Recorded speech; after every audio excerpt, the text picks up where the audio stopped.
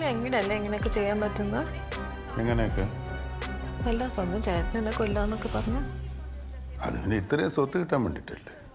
എന്നും പറഞ്ഞ ഒരാളെ കൊല്ലാൻ പറ്റുമോ? അങ്ങനെയൊക്കെ ചെയ്യുന്ന ഇഷ്ടംപോലെ ആളുകളുണ്ടല്ലോ.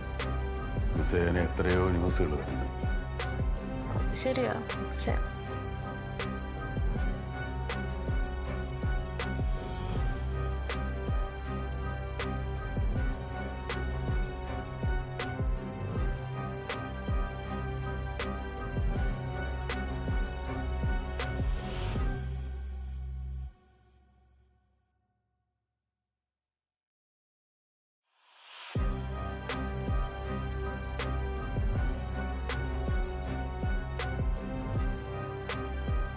സാറേ, എനിക്കൊരു സംശയം ഉണ്ടായിരുന്നു.